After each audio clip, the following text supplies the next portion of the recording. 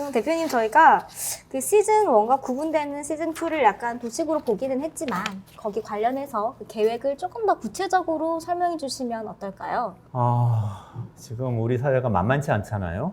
그래서 미래를 가늠하기가 굉장히 쉽진 않은데 가닥을 좀 잡아봤어요. 작년에 코로나 영년이라는 제목의 책을 저희가 냈는데 이제 코로나 1년이 됐죠. 코로나 1년에 세계 전체가 전환기를 맞고 있습니다. 과제는 뭐 인류 전체한테 굉장히 심각한 게 많지만 우리 사회에 당장 눈앞에 닥친 것만 봐도 일단 기후위기 문제가 있어요. 이게 개념적인 뭐 미래 세대 문제가 이제는 아닙니다. 탄소 보호주의 때문에 선진국들이 다 제품을 수입할 때 환경과 관련된 규제를 점점 강화하고 있고 수출 중심 국가인 우리나라는 직접적으로 경제적 타격을 이제 입게 될 겁니다. 그래서 이제 이 에너지 전환을 해야 되고 산업 전환을 해야 되고요. 인구 감소 문제가 있잖아요. 이제 고령화 넘어서 우리나라 인구가 줄기 시작할 텐데 거기에 어떻게 적응할 것인가 이런 이슈도 있고 뭐 이런 여러 가지 문제를 아울러서 해법을 찾는 것이 우리의 이제 생각인데요. 최근에 이런 틀을 하나 만들어 봤어요. 우리는 미래의 가치를 찾는다. 미래의 가치라는 것은 생산, 소비, 분배, 관계 이렇게 여러 가지에 걸쳐 있는데 전체 우리의 철학은 변함없이 자유안정성을 지향하지만 구체적인 대안을 좀 찾아보자. 그런데 이 모든 것을 다 우리가 할 수는 없는 거니까 우리의 방향을 어떻게 잡느냐 하면 지난주에 우리 주간회의에서 얘기했던 것처럼 5년 안에 우리 사회에서 방향을 명확하게 잡아야 하는 그런 이 영역에 대한 연구를 해보자. 이렇게 방향을 잡았습니다. 그래서 5년 안에. 이번 정부가 끝나고 또 다음 정부가 2022년에 시작이 되죠. 그 다음 정부에서 5년 동안에 반드시 우리 사회 미래를 위해서 해내야 되는 과제들 그런 것들을 좀 짚어보려고 하고요. 과거에 그것은 근데 명확한 방향은 있습니다. 과거에는 먹고 사니즘, 우리가 어떻게 잘 먹고 잘 살 것인가 이게 이제 우리 경제와 우리 사회의 지상 과제였다면 이제는 그걸 넘어서서 개인들을 어떻게 자유롭게 해줄 것인가, 인구 감소 시대에 어떻게 적응할 것인가, 기후위기 이 문제를 해결하는데 우리가 어떤 기여를 할 것인가 이런 쪽으로 갈 거라고 생각하고 이제 구체적으로는 소득 영역에서 기본소득제 전에 얘기했던 것처럼 앞으로는 에너지, 산업 뭐 이런 영역에서 구체적인 솔루션을 좀 찾아보려고 합니다. 어려울 것 같습니다. 그래서 어쨌든 딱 앞으로 5년 동안에 우리 사회가 다 같이 해결해야 되는 것 저는 한 5가지 정도만 딱 집어서 좀 제안을 해보면 좋겠다 이런 생각을 갖고 있습니다. 아까 전에는 이제 그 그래프, 그 마인드맵에서 가장 중심에 있던 것이 미래의 가치였습니다. 그 미래의 가치와 관련해서 저희가 또 하고 있는 연구가 있죠, 선생님. 설명하면 되나요? 네, 설명 부탁드립니다.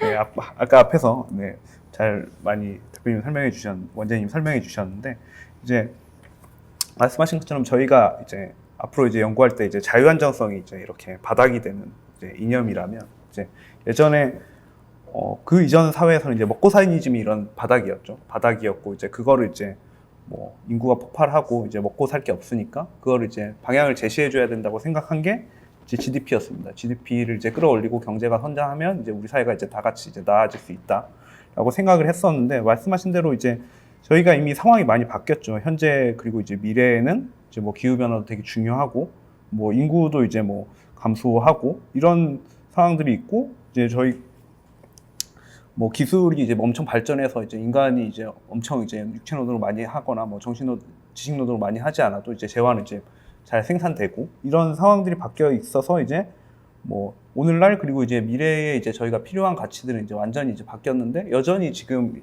우리 사회는 이 GDP를 늘리겠다고만 이제 계속 이제 비전을 제시하고 있죠. 뭐 이게 뭐 예전에 뭐 10년 전에 뭐 그런 747 공약 이런 게 나왔는데 뭐 지금도 이제 뭐 경제가 이제 원래 코로나로 인해서 뭐 다들 역성장을 했다 이러면서 뭐 뒤로 이제 우리나라 경제가 후퇴했다 이렇게 이제 많이 얘기를 하는데 이제 지금과 같은 시대에 그리고 이제 저희가 이제 자유안정성 사회를 이제 나아가려고 하면 이런 GDP가 이제 더 이상 유효하지 않다는 거죠. 그래서 GDP는 이제 저희가 최근에 뭐 영상 저희 유튜브 잘 구독하시는 분들은 많이 보셨겠지만 이제 잘 해설하고도 있는데 해설한 영상이 올라가고 있는데 GDP는 뭐 한 1년 동안 이제 한 국가에서 생산된 이제 재화와 서비스의 총합을 이제 말합니다. 근데 이게 뭐 시장 가치가 있는 것들만 이제 끌어모아서 이제 계산을 한 거고요. 근데 이런 것들을 봤을 때 아까 얘기했던 것처럼 더 이상 뭐 저희가 이제 GDP를 끌어올린다고 이제 될 수 있는 게 되겠냐는 거에 대한 이제 저희가 의문에서 이런 연구를 시작한 거고요. 지금 이제 제 옆에 이제 그림을 보시면 아시겠지만 코로나로 인해서 뭐 전 세계적으로 이제 경제가 GDP가 이제 폭삭 주저앉았고 유일하게 이제 중국만 조금 성장을 하고 뭐 한국은 그래도 또 마이너스 1%만 성장해서 마이너스 1%만 역성장해서 이제 뭐 매우 선방했다 이런 얘기들이 많이 나왔는데요. 사실 뭐 이렇게 경제가 뭐 마이너스로 뒤처졌지만 사실 그 반대로 이걸 뒤집어 보면 저희가 뭐 중요하다고 하는 탄소 배출 이런 거는 이제 급격하게 줄어서 오히려 저희 뭐 날씨도 좋아지고 뭐 기후 위기에 뭐 실마리도 조금 보게 되고 이런 계기들이 있었고요. 뭐 또 좀 더 이제 쉬운 예를 들자면 저희가 2020년이 저희가 코로나 영년이라고 하기도 했지만 대한민국 최초로 이제 인구가 감소한 해라고 하는데 그러면 인구가 감소하면 이제 GDP 같은 경우는 총량을 보잖아요. 총량인데 경제가 그냥 그대로 멈춰 있어요. 0%만 계속 유지가 돼도 사실 인구가 줄고 있으니까 한 사람한테 떨어지는 몫은 많아지는 거거든요. 그러니까 이게 더 이상 이제 GDP를 끌어올리는 게 저희 사회의 이제 비전은 아닌 거죠. 이제 그래서 저희가 뭐 추구하고자 하는 바가 이런 자유안정성이고 지속 가능성이고 이런 거라면 이제 거기에 맞는 새로운 이제 전체 사회의 발전 지표를 이제 만들고 제시하고 이제 그걸 향해서 이렇게 사회가 나아가자는 방향을 좀 제시하는 연구를 저희가 준비하고 있습니다. 사실 너무 익숙하고 옛날부터 뭐 우리 국민소득이 몇 불이고 몇만 불이고 GDP가 몇 프로 올랐다 뭐 이런 것들을 기사로 많이 봐서 그런지 그런 좀 함정이나 몰랐던 부분들은 정말 생각하지 못했던 것 같아요. 그 관점을 좀 바꾸면 이상한 것들이 분명히 있는데도요. 아까 중국이 갑자기 올라간 것도 정말 그 생산량이 얼마큼 대단한 것인가라기보다는 그렇게 끌어올리기 위해서 무엇을 희생했는가 이렇게 보는 것이 좀 합리적인 것 같습니다. 그럼 랩에서 이렇게 문제를 좀 인식하고 미래의 가치를 반영한 새로운 지표 이런 걸 연구한다는 말씀이신 거죠? 네, 맞습니다. 네. 그래서 뭐 좀 더 뭐 구체적으로 이제 앞에서도 얘기를 하셨지만 저희가 뭐 가사노동 같은 이제 시장에서 이제 측정이 안 되는 것들 이런 거를 이제 뭐 반영할 수도 있고 저희가 뭐 생산 과정에서 대신 뭐 생산을 많이 하는 만큼 그만큼 뭐 탄소 배출이 많이 늘어날 수도 있고 근데 뭐 어떤 산업은 뭐 청정 산업이라서 탄소 배출이 별로 영향이 없는 산업일 수도 있잖아요. 그런 것들을 이제 어떤 식으로 이제 뭐 가중치를 줄 것인가 혹은 뭐 저희가 최근에 뭐 이 유튜브도 그렇지만 뭐 위키피디아라든가 이런 식으로 이제 디지털 커먼즈에서 이제 저희가 가격 거래가 없이도 이제 창출되는 가치들 이런 것들을 이제 잘 조합해서 이제 가능하면 좀 하나의 이제 명확한 지표로 이제 제시하고 하는 형태로 이제 저희가 하는 연구를 이제 진행하고 있습니다. 현재의 가치만으로 파악하는 건 힘들 것 같은데 미래의 가치까지 고려한다면 좀 연구자 입장에서는 흥미롭지만 또 한편으로 정말 어려운 작업이 될 것 같습니다. 동현님, 앞으로 이 어려운 작업들을 어떻게 풀어갈 생각이신지 좀 계획이 있을까요? 일정 같은 것들이요. 네, 당연히 저희 계획은 다 있고요. 네. 저희 랩이들 이제 그래도 계획은 있기 때문에 네. 저희가 이미 사실 뭐 아까 이제 저희 유튜브 영상 시리즈 올라가고 있는 것도 말씀드렸고 이제 작년 말에 이제 보고서도 이제 문제의식을 담은 보고서도 인사이트 보고서도 발간을 했는데 뭐 저희가 그리고 또 랩 2050이 아까 이제 저희 뭐 최영준 연구 이사장님이시자 연구위원장님, 뭐 황세현 연구위원님 이런 분들도 계시고 지금 이제 뭐 같이 뭐 여기저기서 이제 작업하고 계신 연구위원들도 이제 많이 있기 때문에 이제 그런 분들과 같이 이제 계속 연구 작업을 해 나가고 있고요. 그래서 가능하면 이제 저희가 올해 중에 좀 실제 이제 이런 측정한 결과를 이제 모아서 이제 발표하고 이제 뭐 사회에 이제 같이 문제의식을 공유하고 뭐 해외에 이제 비슷한 고민을 하고 있는 쪽과도 이제 같이 세미나를 하면서 대안을 공유하고 모색하는 작업을 해보려고 하고요. 또 뭐 국내에서도 이제 저희랑 같은 비슷한 문제의식을 가진 분들이 이제 많기 때문에 그런 분들과도 조금 더 이제 적극적으로 같이 교류하고 이제 협력하는 작업을 생각하고 있습니다.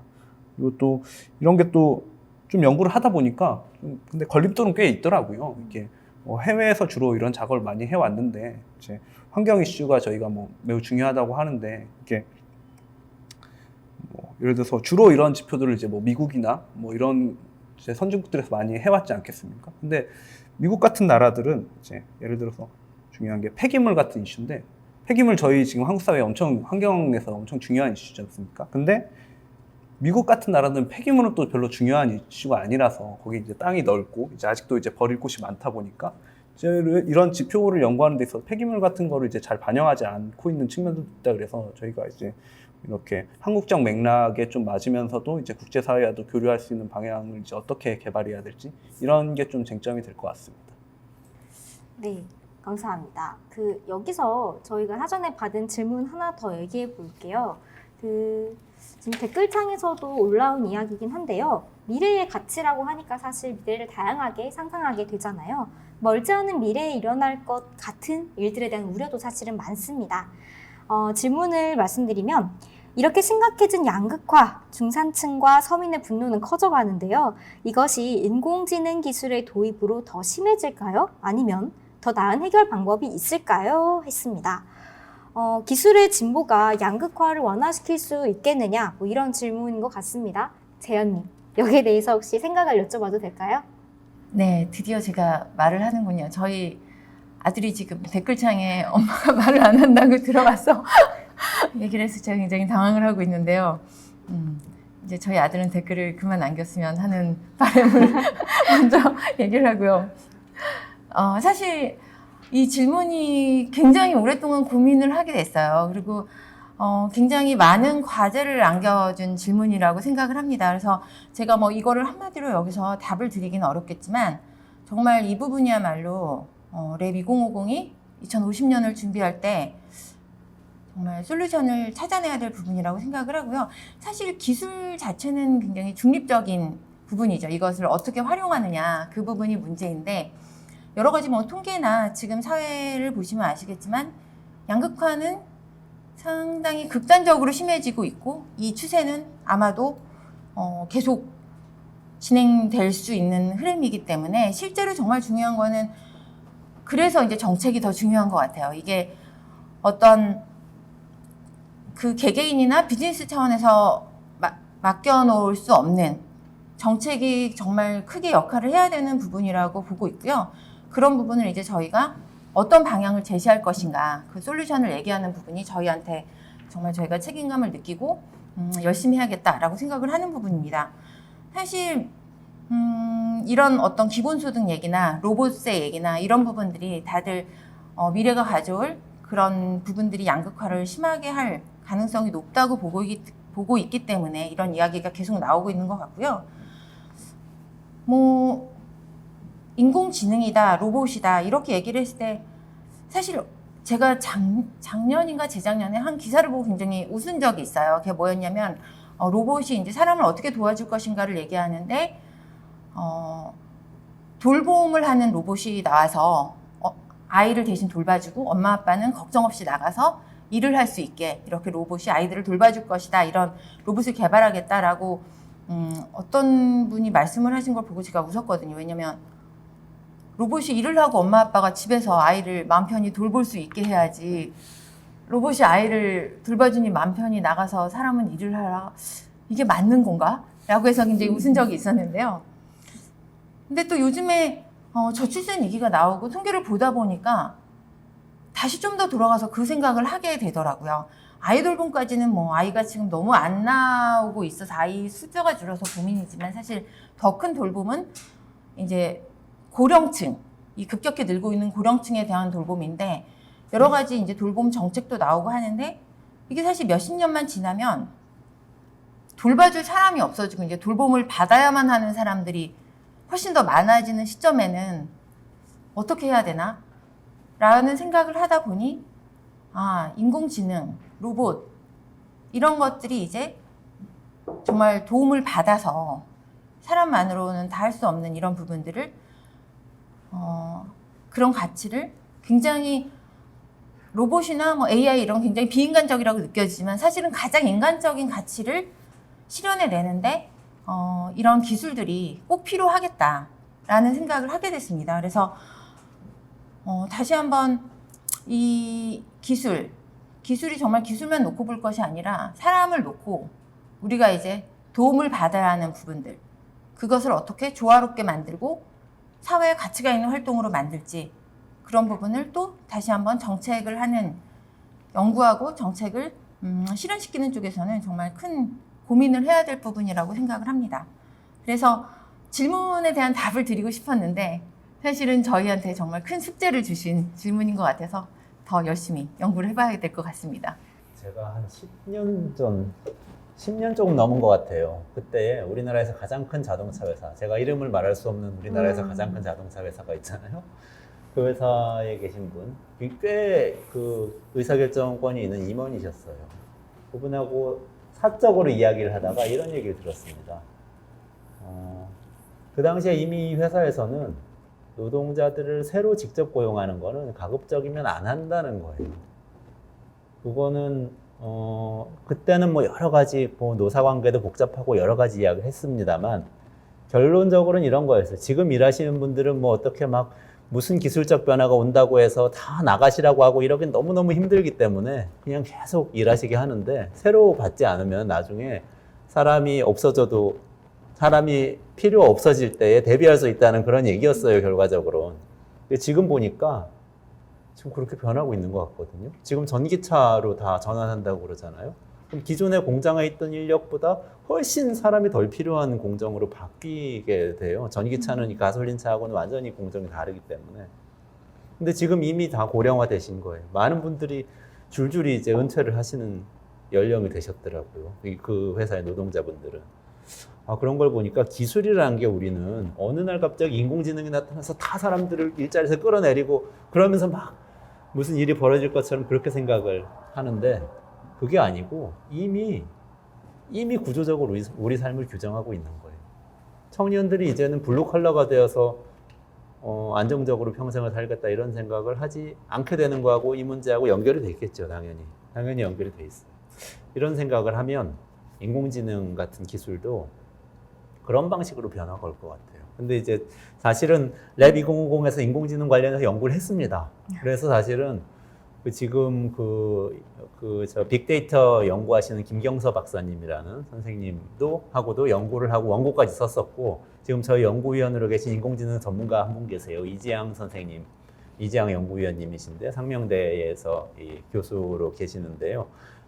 이 선생님하고도 원고를 하나 썼어요. 근데 그걸 정책적으로까지 만들지는 아직 못한 상태거든요. 그래서 이 부분도 좀 같이, 그러니까 정말 인공지능이라는 기술은 마치 그냥 전기 자동차나 이런 방식의 자동화 기술, 이런 방식의 전환이 우리 자동차 산업의 고용 구조에 영향을 끼치고 있었던 것처럼 앞으로 어떻게 영향을 끼치게 될까? 이런 질문 굉장히 중요한 질문이부터 연구를 해봐야 되겠다 이런 생각이 드네요. 그 기술의 진보 자체보다는 그 어떤 정책을 할 거냐, 또 어떤 사회 구조를 맞이하고 싶느냐라는 질문일 것 같아요. 그렇기 때문에 그 어떤 것은 좀 가치 판단이 많이 들어가니까 저희가 이렇게 수면 위로 올리기까지도 치열한 과정들을 함께하는 것 같고요. 저희는 이렇게까지 질문은 다 받았기 때문에 말씀드릴 수 있는 답변은 다 드린 것 같습니다. 부디 마음에 드셨기를 바라면서 저희 이제 마무리 질문을 드리려고 하는데 앞으로 랩 2050의 활동 계획을 좀 말씀해 주시면 좋겠습니다. 저희가 어디서 어떻게 랩 2050을 만날 수 있을까요, 지현님?